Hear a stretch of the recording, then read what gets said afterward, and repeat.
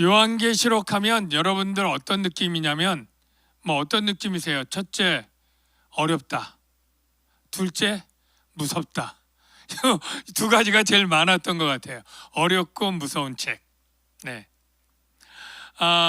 왜 어렵다라고 생각을 할까요? 왜 어려울까요? 왜 어려우냐면 상징이 많기 때문에 그래요. 상징이. 12문, 7교회, 바벨론, 음녀, 큰 용, 바다에서 나온 용, 육지에서 나온 용, 이런 상징들이 많은데 정확히 뜻을 모르니까 이게 그냥 어려운 거예요. 근데 여러분, 제가 고등학교 때 생물, 과학, 물리 이런 게 있으면 저에게 있어서는 화학이나 물리는 어려운 것 같아도 공식을 딱 알고 나면 그때부터는 쉬워요. 근데 생물은 쉬운 것 같으면서도 끝도 없어. 계속 외워야 될 게 나와. 그래서 제 개인적으로는 딱 공식이 있는 이런 과목들이 쉬웠어요. 요한계시록이 만약에 비유를 한다면 바로 이런 화학 같은 공식만 딱 알면 오히려 쉽게 되는 책이라고 생각이 됩니다. 그래서 여러분들이 어떻게 보면 요한계시록을 어느 정도만 딱 해서 상징들을 딱딱딱딱 기억하고 배우면 그 다음에는 오히려 쉬운 책을 여러분이 알게 돼요. 예를 들면 특별히 아는 것, 제가 전에도 얘기했지만 새 예루살렘 성. 그러면 예루살렘 성에 대한 그러한 장면이 여러분 떠오를 거예요. 저 멀리 배는 나의 시온성, 복음성가처럼 12문이 있고 12기초석이 있고 금길이 깔리고 생명수가 있고 이런 천국에 대해서 내가 이제 가서 살겠지 이렇게 생각을 했는데 나중에 보니까 이게 뭐예요? 상징이에요. 네. 거기 상징은 바로 신부인 내 안에 바로 교회를 상징하는 것을 탁 풀면 교회의 찬란하고 영광스러운 것을 우리가 예쁜 여자 얼굴 할 때 앵두 같은 입술, 마늘쪽 같은 코 맞나요? 초승달 같은 이렇게 비유를 하잖아요. 그렇처럼 하나님의 그 교회가 얼마나 영광스러운지를 말로 안 되니까 보석으로 얘기를 하는 거예요. 보석. 자, 그런 식이죠.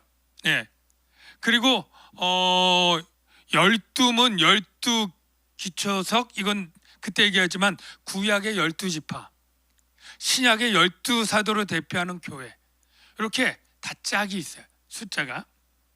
그래서 요한계시록은 듣고 은혜 받는 것도 있지만 일단은 여러분이 공부하는 것을 염두에 둬야 돼요. 그러니까 어떻게 보면 제가 설교로 감동 감화시키는 그러한 부분보다는 이게 이런 뜻이고 이게 이런 뜻이고 그 다음에 주제를 이야기를 하는 그러한 진행이 된다는 걸 좀 이해하시고 여러분이 공부하는 자세로 들어야 되는데, 제가 상징 얘기를 했지만 이 상징이 저와 여러분에게는 어려워요. 왜냐하면 우리가 2000년의 시간 간격이 있고 문화 간격이 있으니까 그 시대의 유대인들, 특히 유대 그리스도인들은 다 아는 상징이에요. 우리가 2000년 지나니까 지금 모를 뿐이지. 자, 제가 한번 60대 이상 60대 하지 말고 우리 지금 청년들과 청소년들하고 장년들하고 나눠서 제가 퀴즈를 낼게요. 어디에서 맞히는지. 아마 우리 장로님들도 저 인싸 무슨 뜻 아시나요? 는 아시죠? 카페에서 근데 인싸 그러면 뭐지? 현타 아시나요? 현타? 우리 청소년들은 알 거예요. 지금 잘 모르면서도 그냥 아는 체 하시는 분 있는 것 같아요. 좀 어려운 거 우리 한번 누구든지 알면 대답해 보세요. 좀 어려운 건데. 이생망. 아, 그렇죠. 예. 이거 아는 사람 젊은 사람이에요. 자, 좀 어려운 거 해볼게요. 꾸안꾸 아세요? 꾸안꾸? 야, 꿈인 듯 안 꿈인 듯. 더 어려운 걸로 갑니다. 자, 중꺽마. 이건 저도 처음 들었어요. 중꺽마 뭐 아는 사람? 야, 중요한 것은 꺾이지 않는 마음. 자, 제가 처음에 애들이 버카충? 이게 무슨 벌레 이름이 나오는데 이건 뭐예요? 자, 이 청소년들은 다 아는데 한 30년만 지난 50대 60대 가면 모르는 거예요. 예, 바로 이런 차이입니다. 왜 우리가 요한계시록이 어렵느냐 하면 그 시대 그 사람들은 이게 다 아는 은어들인데 2000년 문화가 탁 바뀌어서 오니까 우리가 하나도 잘 모르는 거예요. 사실 제가 얘기했지만 그 초대교회 물고기 그림을 딱 그리면 이게 어떤 상징이라고요? 그리스도인이라고 하는 상징이에요. 우리는 그거를 공부를 해야 돼요. 왜냐하면 그 물고기라는 것은 헬라어 익투스인데 익투스가 예수는 하나님의 아들이라고 하는 헬라어의 첫 글자만 따니까 익투스고, 그래서 그게 물고기지만 사실은 예수가 하나님의 아들이라고 믿는 사람들, 그리스도인의 뜻이 되는 거예요. 근데 나중에 그냥 물고기 싹 사인하면 예수 믿는구나 이 얘기를 해요. 그러면 아니 왜 초대교회의 요한계시록은 왜 이렇게 상징을 많이 썼을까? 왜 썼을까요? 자, 한번 생각해 봐요. 제가 일본 식민 시대에 살고 있다, 우리가 지금.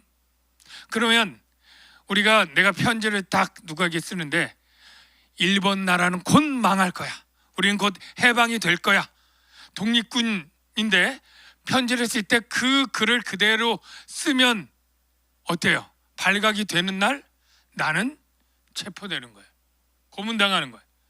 그러니까 지금 요한계시록을 쓸 때 상황이 그러하다 생각하면 돼요. 요한계시록은 도미티안 황제가 있던 90년, 95년 요때에 요한이 반모섬에 유배돼서 썼는데, 이때는 이 도미티안 황제의 박해가 이 로마 전역에 극심하던 때예요. 우리는 황제 박해하면 제일 먼저 떠오르는 사람 누굽니까? 두 글자로 네로. 첫 번째죠. 첫 번째라 대표긴 하지만 네로의 박해는 잔인하고 아주 극심한 부분이 있어요. 막 화형도 시키고 또 원형 경기장에서 맹수들을 통해서 그리스도인들을 죽였으니까 잔인한데, 박해로 보면 로마시에 한정되어 있었다. 그러니까 그 범위가 그렇게 크지 않았어요. 근데 이 도미티안 박해는 그렇게 잔인하거나 극심하진 않았지만 그 범위가 굉장히 넓어서 로마 전역에 그 박해가 됐는데, 가장 대표적인 박해가 이 로마 황제의 신전을 도시마다 세운 다음에 꼭 모든 로마 시민은 1년에 한 번씩 그 황제 숭배하는 데서 제사를 드리고 나오면서 고백을 하기를, 주는 가이사다, 이 고백을 해야 되는 거예요. 그러니까 여러분들이 그 시대에 있으면 여러분은 누구나 어디에 있든 황제 숭배를 하고 예수가 주라고 외쳐야 될 그 신앙을 꺾고, 가이사가 주다, 로드 이즈, 황제 가이사, 그렇게 고백을 하고 하지 않으면 체포하는 거예요. 그러니까 이 황제 박해가 굉장히 극심하니까 기독교인들이 숨어 간 게 바로 카타콤, 로마의 카타콤, 그 지하 동굴에서 수백 년을 살 수밖에 없게 된 게 바로 이러한 상황인 거예요. 로마 시대의 다른 종교들은 범신론이기 때문에 신들을 많이 믿어요. 그리스 12신 믿고 자기 지역 신 믿고 다 믿고 황제도 신이라고 믿어서 고백해도 되는데, 이 기독교인은 그럴 수가 없으니까 박해를 극심하게 받게 되는 그러한 것이죠. 그때 이 요한계시록은 그렇게 박해로 믿음이 흔들리고 배교하고 이러한 사람들에게 뭘 얘기하느냐면 바로 대한민국은 독립될 것이다 라고 하는 편지처럼 예수 그리스도의 나라가 반드시 올 것이다. 세상 나라는 멸망할 것이고 예수 그리스도의 주의 나라가 영원히 설 것이다 라는 주제로 이 요한계시록을 쓴 거예요. 요한계시록의 주제가 뭐라고요? 세상 나라는 반드시 멸망하고 하나님이 다스리는 주와 그리스도의 나라가 영원히 설 것이다. 이게 요한계시록의 핵심 주제.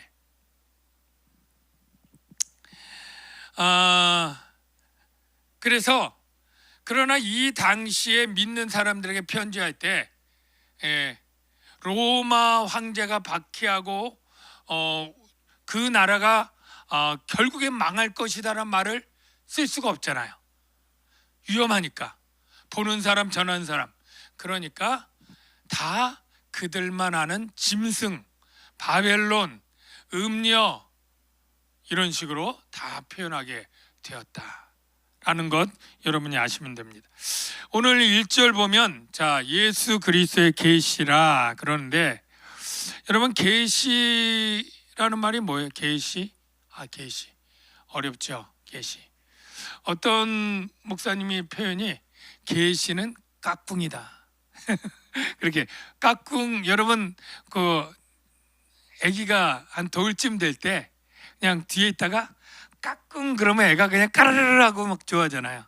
엄마가 숨었다 커튼에서 딱 내고 깍꿍 그러면 또 까르르 하는 것처럼 하나님이 바로 그 백성에게 깍꿍하고 숨어 있는 것을 드러내는 것, 이게 원래 뜻이에요. 계시의 뜻. 여러분 태초에 하나님이 말씀으로 천지를 창조하신 건 믿습니까? 예. 어떻게 알게 됐어요? 예?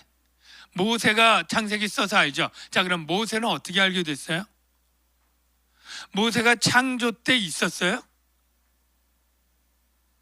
어떻게 6일 만에 창조하고 첫째 날, 둘째 날 이거 어떻게 알아요? 하나님밖에 모르는 건데 하나님이 모세에게 계시한 거예요. 그럴 수밖에 없는 거죠, 성령으로. 그러면 요한계시록은 뭐예요? 하나님이 요한에게 이제 그 사람이 보지 못하는 하늘의 일들을 보여주는 것, 깍꿍하고 드러내주는 것. 이 계시의 내용은 사람이 머리로 공부하고 연구해서 절대 알 수 없는 것들이에요. 이성의 영역이 아닙니다. 하나님이 보여주어야만 볼 수 있는 그러한 것들을 바로 예수 그리스도의 계시인데, 계시를 주는 분이 누구예요? 여기 예수 그리스도의 계시면 누가 줘요? 예수님이 줘요. 예수님. 그러니까 여러분이 요한계시록을 요한이 썼다 그래서 요한이 우리에게 보여주는 거야 라고 생각하면 안 돼. 그 계시를 보여준 분은 누구예요? 원천은 누구예요? 예수 그리스도. 근데 예수 그리스도에게서 나온 것도 아니야. 그 위에 또 누가 있어? 이는 하나님이 그에게 주사. 자, 우리가 풀어보면 하나님이 계시를 예수에게 주셨고, 예수님은 또한 요한에게 보내어 알게 해주셨어요. 자, 여기 중요한 단어가 나오는데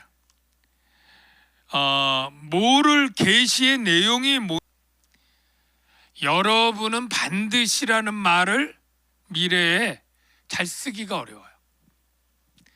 내가 반드시 너랑 3년 후에 결혼할 거야 라고 말했지만 하는 사람도 있지만 반드시가 안 되는 연인도 많이 있죠.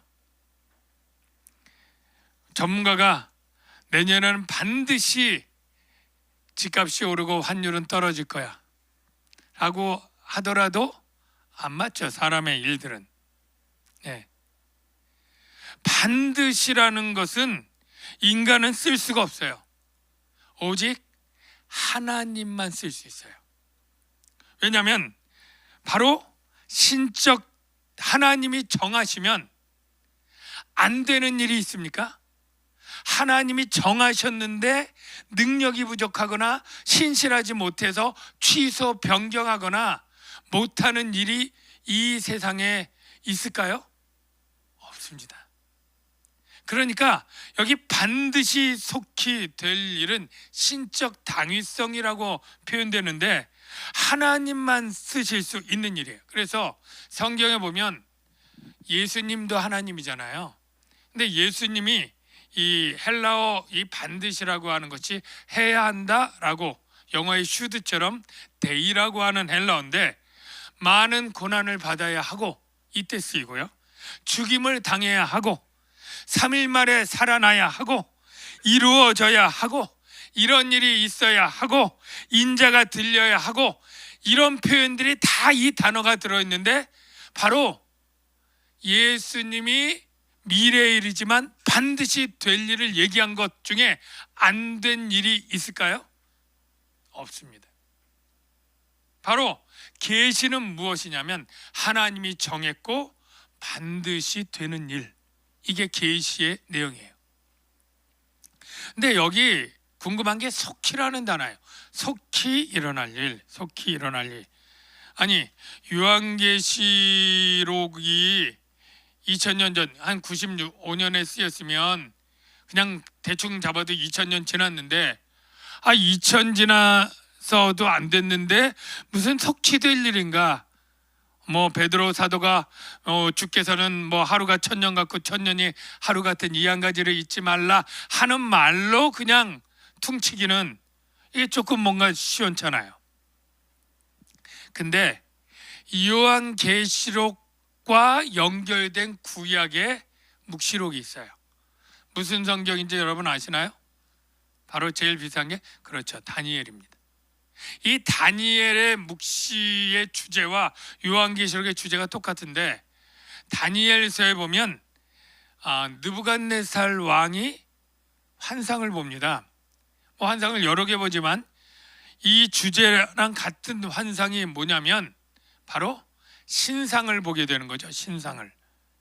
아주 어마어마하게 크고 빛나는 큰 신상을 봤는데 여러분이 기억하실 거예요. 그 신상이 아주 특별해요. 머리는 뭐예요? 금으로 됐고, 가슴과 팔은 재질이 은이고, 배와 허벅다리는 노시고, 그 종아리는 철이고, 이러한 신상이 있어요. 그런데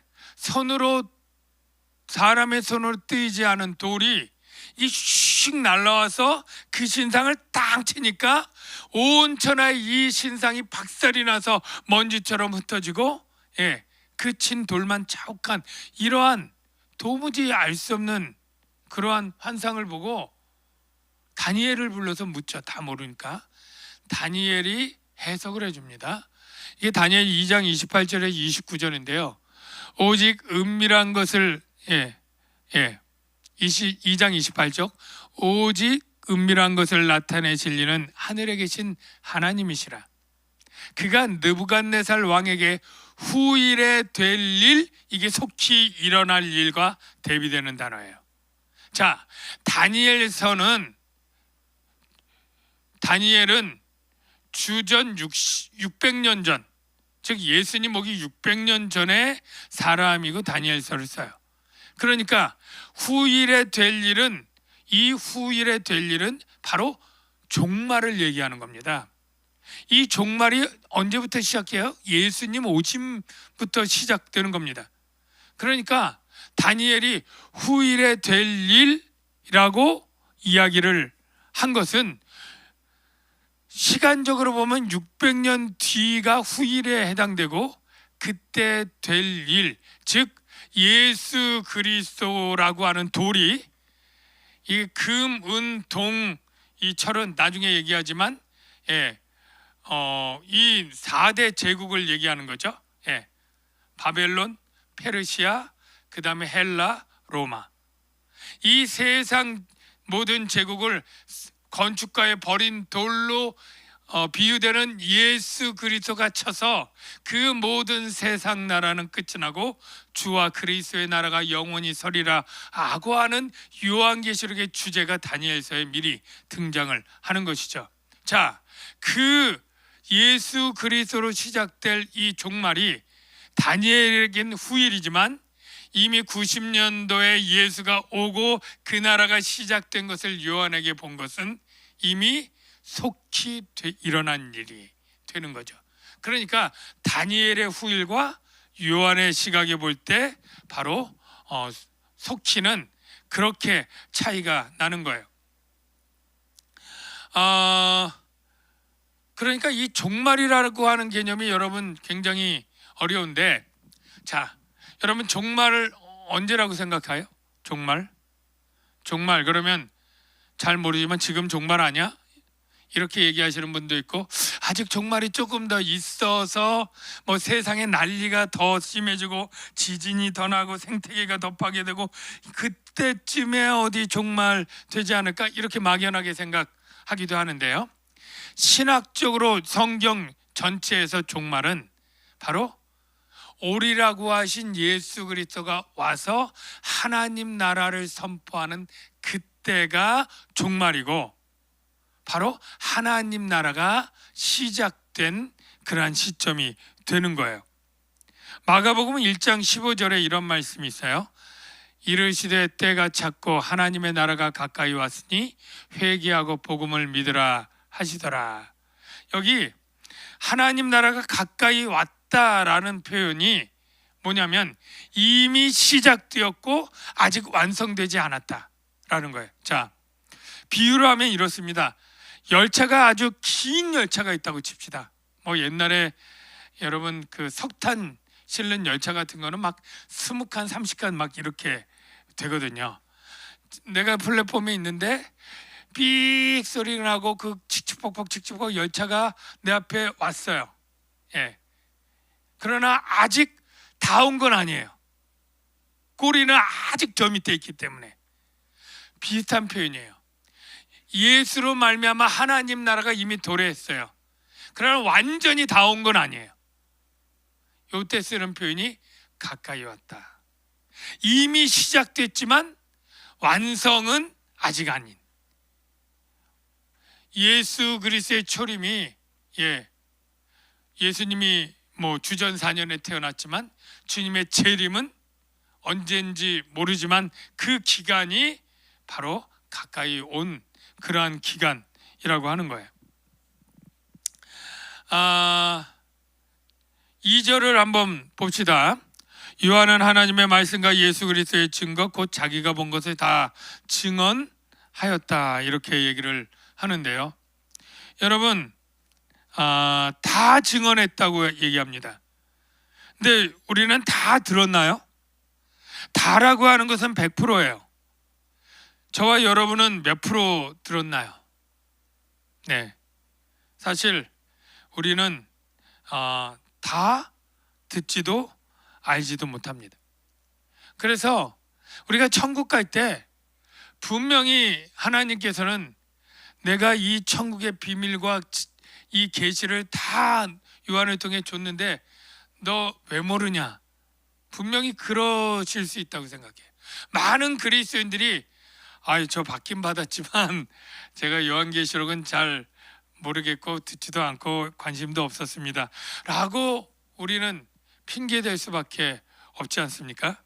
그래서 이번에 기회에 여러분들이 제가 금요일마다 할 때 여러분들이 듣고 배우고 익혀서 요한계시록이 다 하려면 뭐 1년은 갈지 모르겠습니다만 여러분이 적어도 다 증언한 것을 최소한 다 들었습니다, 네, 라고 고백할 수 있는 분들이 되시길 주의 이름으로 축원합니다. 3절 같이 한번 읽어볼까요? 시작. 이 예언의 말씀을 읽는 자와 듣는 자와 그 가운데 기록된 것을 지키는 자는 복이 있나니 때가 가까움이라. 자, 여기 복에 대해서 설명을 하고, 여기 읽는 자는 단수입니다.